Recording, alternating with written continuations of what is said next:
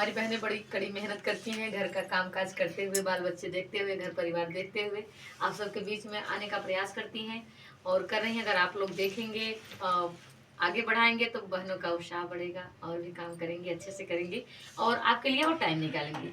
आइए एक प्यारा सा गीत आप सबके बीच में सुनाने का प्रयास करें। आप लोग सुनिएगा, अपना प्यार दुलार आशीर्वाद दीजिए। कि बगिया लागल बा सुगनवा तनी हड़ाई दाना नदी, बगिया लागल बा सुगनवा तनी हड़ाई दाना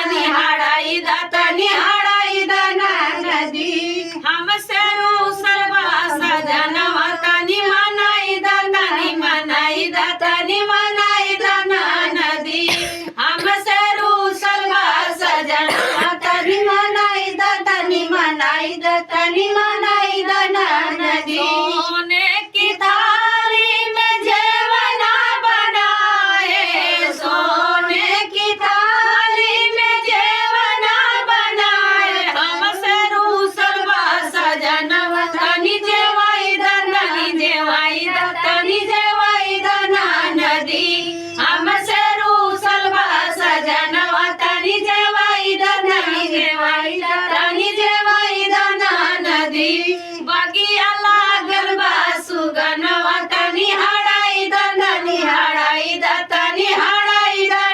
नदी, बगिया लागल बा सुगनवा तनी हड़ाई दाना नदी। झरे गेड़ुआ गंगा जल पानी, झरे गेड़ुआ गंगा जल पानी, रूसल बा सजनवा तनी घोटाई दाना नदी, हमसे रूसल बा सजनवा तनी घोटाई दाना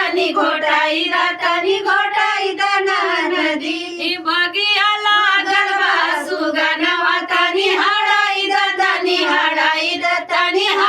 दाना नदी, बगिया लागल बा सुगनवा तनी हड़ाई दाना नदी। फूला मैं झारी झारी से जिया लगाए, फूला मैं झारी झारी से जिया लगाए, हमसे रूसल बा सजनवा तनी